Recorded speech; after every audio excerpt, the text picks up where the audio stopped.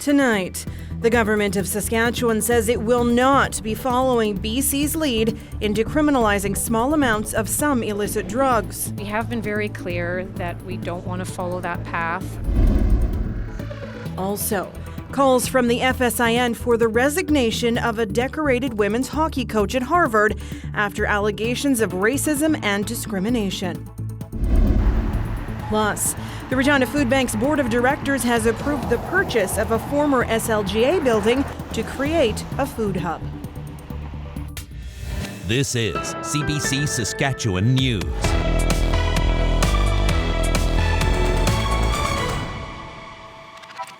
It is Wednesday, February 1st, and the CBC Saskatchewan News starts right now. Good evening and thanks for watching. The Saskatchewan government says it will not be following in the footsteps of British Columbia.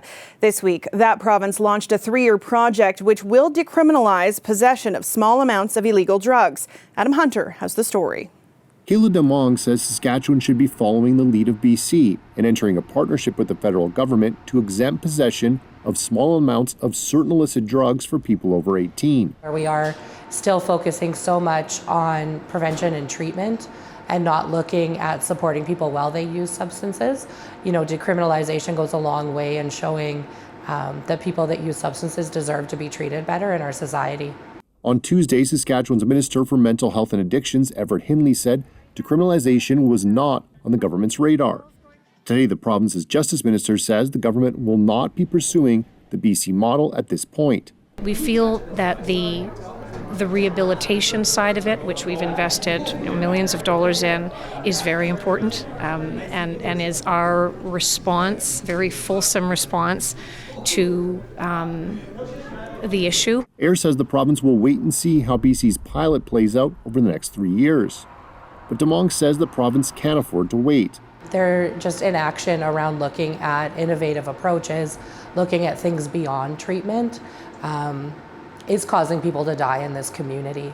And those deaths that we continue to see from overdose are a direct result of the policies put forward by our provincial government. The opposition NDP is not taking a position on decriminalization. It says the provincial government is not doing enough to support people who have mental health and addictions issues. Unfortunately, the result of that is the stark numbers of overdose deaths that we have that are breaking records in terrible ways.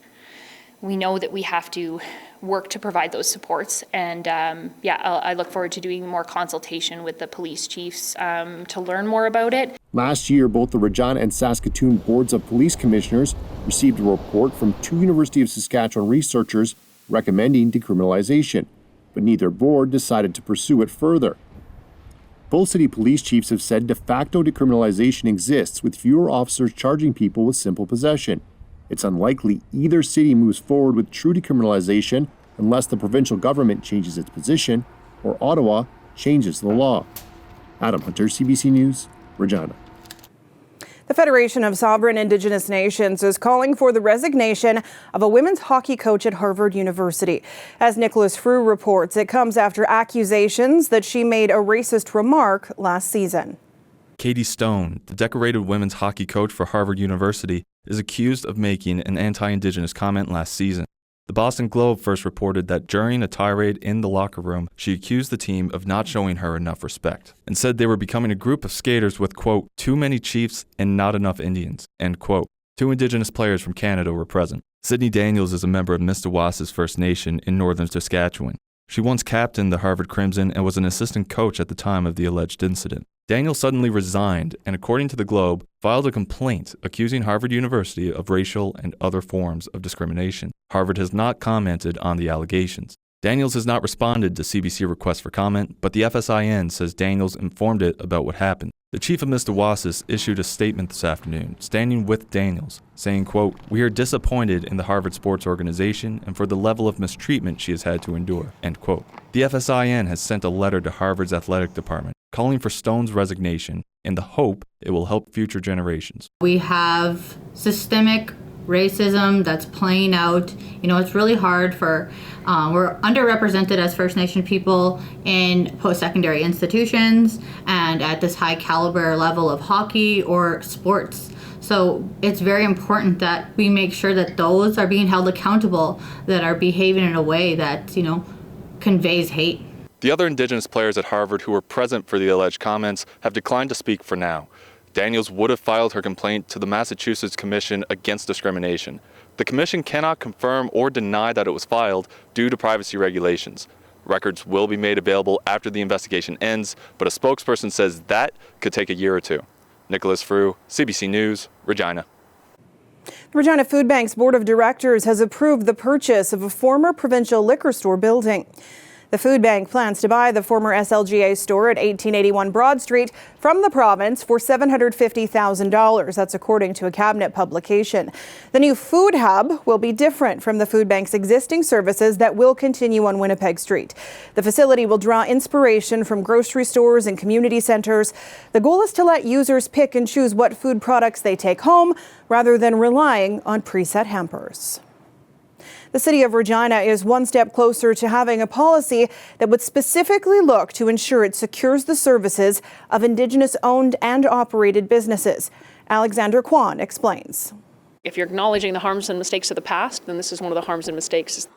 The City of Regina is set to encourage the growth and establishment of Indigenous businesses as it moves forward with an Indigenous procurement policy.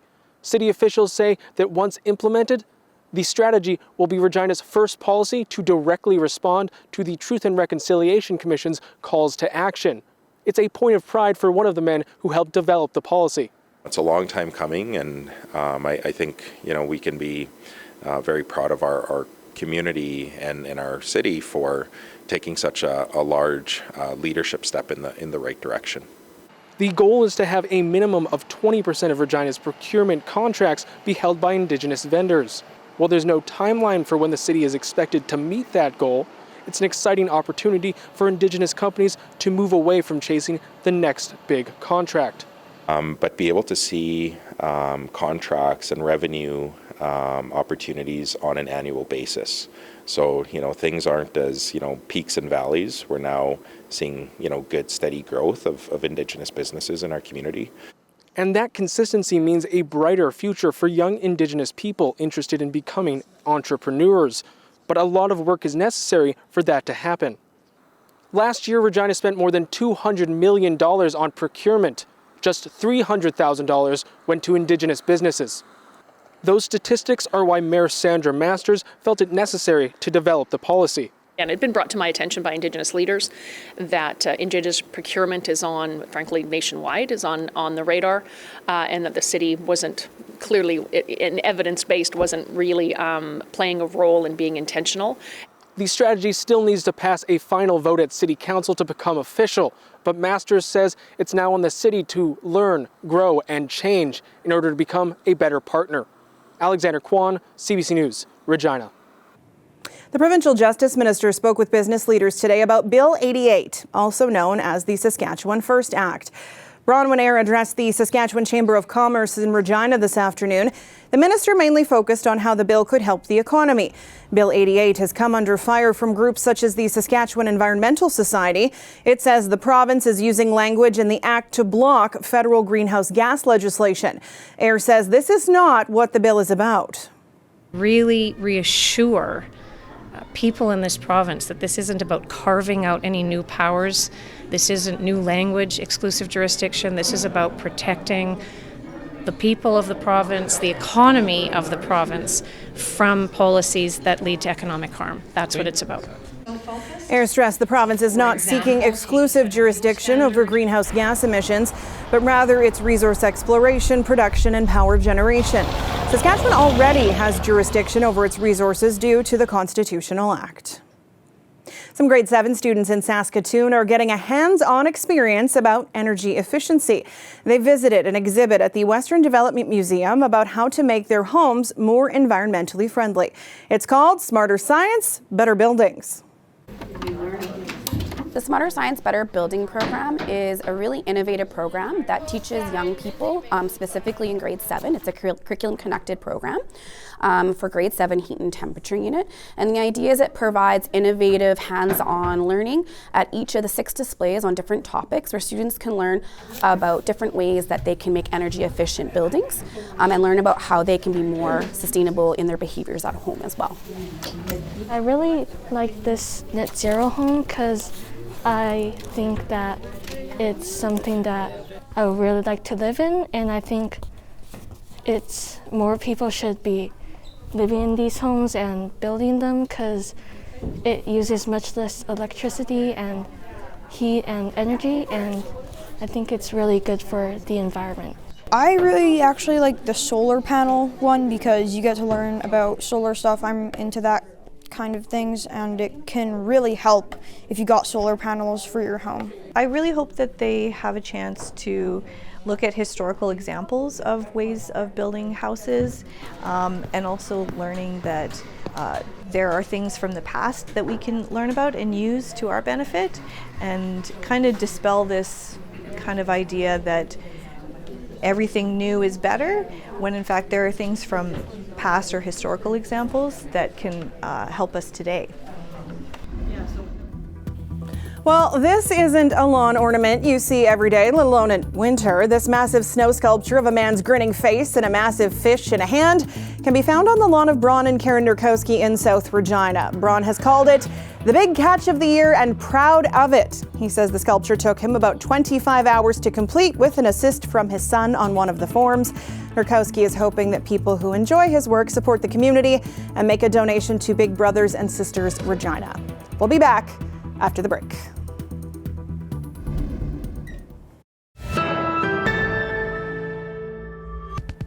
Keegan Rice is still digesting his first time playing at the Australian Open tennis tournament. The 16-year-old phenom from Regina went to Melbourne, Australia as the top-ranked junior boys player in Canada. Rice competed in the singles and doubles category, and he spoke to CBC about the experience and what it was like stepping onto that court for the first time. There were so many people around. It was a new environment. I was just so excited to play my match that it was just surreal. When I got to play my first round doubles match on court 3, it was in an arena. We were playing against Australians. The fans were loud, and just the atmosphere was just electric. For me, it was such a professional environment. I was more secluded away from the fans, and I felt like a real pro, right? In the locker rooms, just in the gym, you're surrounded by them lots of the time, so you have to almost act like that too, and not be a fan even if you want to. I just take it as experience. I know how to really handle and deal with all of the feelings next time. I think there's a lot to learn. I was 5 years old, and I took a city lesson in this field house I'm in right now. I just really enjoyed it, so I went to the tennis club, Lakeshore Tennis Club, in the summer. I did a camp there, and then Denise Fernandez, my first coach, she invited me to the Tennis Sask program that fall. Like a normal 16-year-old too, I have school that I have to do. Final exams coming up really soon for me. I unfortunately missed them in Australia, but it's been a busy life for me, especially this past couple months, but I'm enjoying it. This weather update is brought to you by the Capital Automotive Group. Trade and upgrade is on now.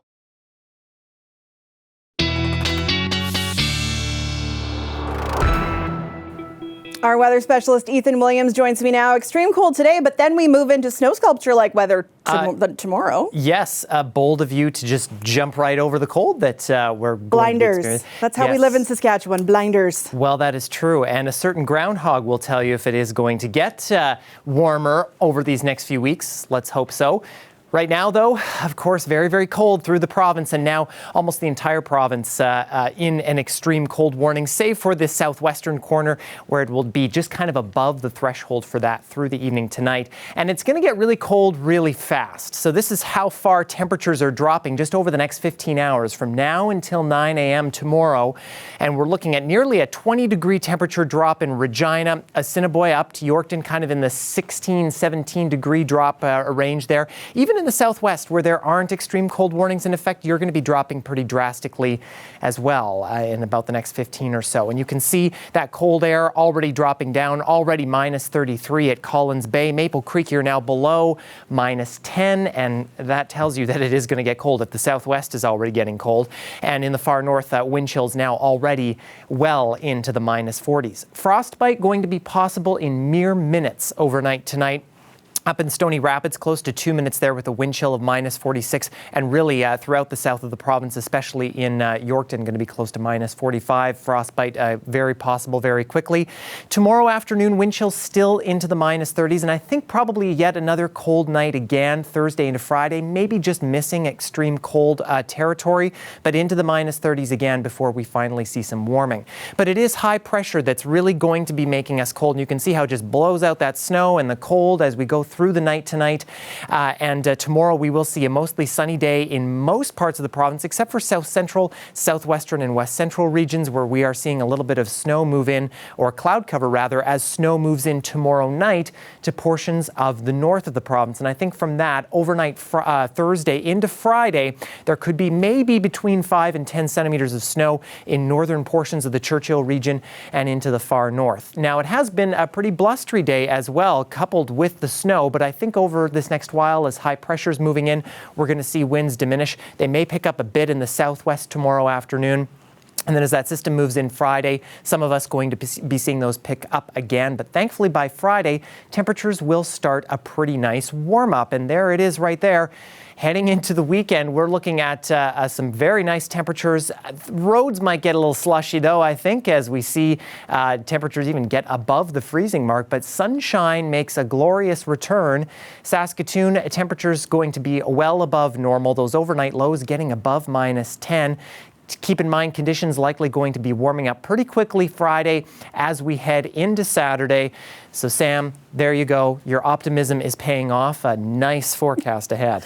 I appreciate you giving me the credit, but that's a wild swing. It is. It's going to be pretty noticeable, I think, throughout the province. All right. Thanks, Ethan. You bet. We're back with more news after the break.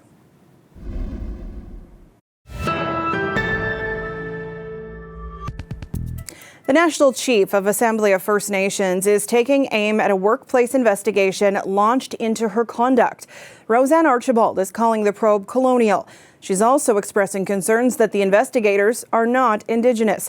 Olivia Stefanovic reports.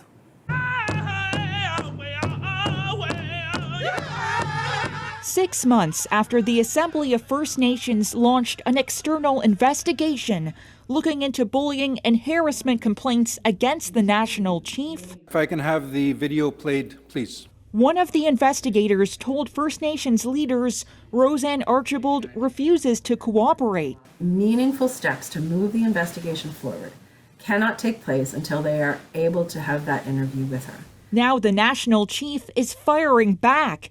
In a memo obtained by CBC News, Archibald told First Nations chiefs she's troubled the investigators hired by the AFN are not Indigenous, and withholding key information she says she needs to defend herself. There should be a new process that's grounded in cultural traditions and moving away from the colonial processes. Archibald's latest defense comes after the AFN CEO, one of 5 employees who filed complaints against the National Chief, announced plans to resign next month. When AFN is strong, First Nations advocacy is strong, and I hope to see whatever turmoil that they may be in, cleared up. Despite the concerns, the federal government says it doesn't intend to pull its multi-million-dollar financial support for the AFN. This type of situation obviously is one that we're not saying we are blind to, but we do have to take a healthy distance and allow them to sort out their affairs internally. Where is the accountability and transparency? Some chiefs are demanding the Assembly get back to its core job, helping First Nations people. We can't have this in an organization. We got so many issues to deal with in our communities, clean drinking water, the housing, the infrastructure, racism, and so forth. And we can't be mired in internal struggling. the controversy surrounding the national chief continues to distract the organization.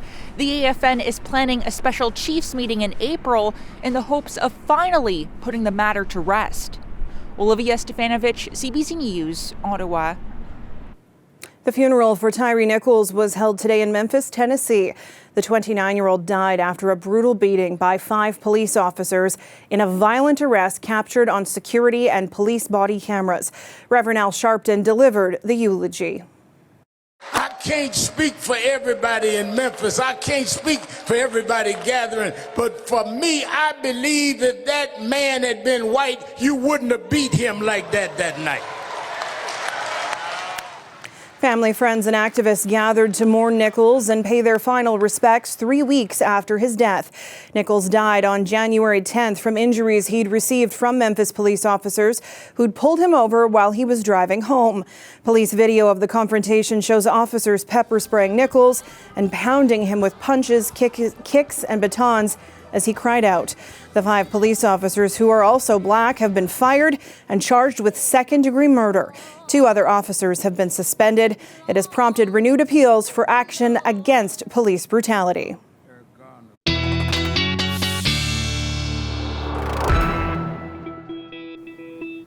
And Ethan is back with one last look at your weather. And if you haven't plugged in the car these last few nights in southern Saskatchewan, you're going to want to. -24 by midnight. North winds picking up. That's going to make it feel well into the -30s. But we will get some clearing through the night, and it'll be a sunny morning tomorrow, but very, very frigid. Dangerously cold wind chills around -45. A little bit of cloud cover as we head through the afternoon, but I think a mostly sunny day in Regina. The wind chill will still be well into the -30s. For Saskatoon, we're looking at a partly cloudy night. I think you'll get some clearing and winds diminishing as well, but still wind chills close to -40. And then tomorrow morning, some sunshine for you too. Look at that, -36 as we wake up tomorrow morning. Sunny conditions, and then heading into the afternoon, a mostly sunny day. We're looking for that wind chill still around -40. And thankfully, Sam, we're looking for a warm up in the days to come after that. Definitely a day for layers tomorrow. Oh, yes. Thanks, Ethan. You bet. And before we leave you tonight, long before there were indoor rinks built, people skated outdoors on frozen lakes and rivers. A Manitoba documentary filmmaker aims to capture that in a YouTube series this winter called Outdoor Hockey Club. And in a recent episode, Randy Frickus features Mooseman. You can kind of just push it if you want. I'm going to be traveling across Canada, exploring different outdoor hockey stories. You know, different rinks, different people making rinks, people playing the game, kind of explore the outdoor hockey culture here in Canada.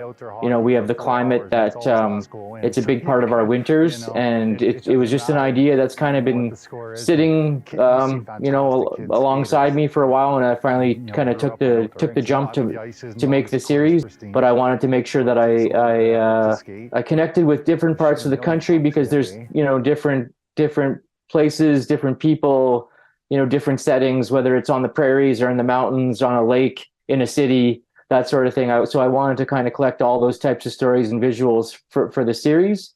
So just kind of starting to explore Saskatchewan, you know, the next province over. I came across this great outdoor hockey community in Mooseman in early December. I spent the weekend in Mooseman and shot interviews, shot footage, captured what it was like, the sights and sounds and the stories around the Mooseman rink, and then packaged that into the Mooseman episode. I find outdoor hockey is it's a very nostalgic feeling. It's like kind of the true version of the game, how it should be experienced.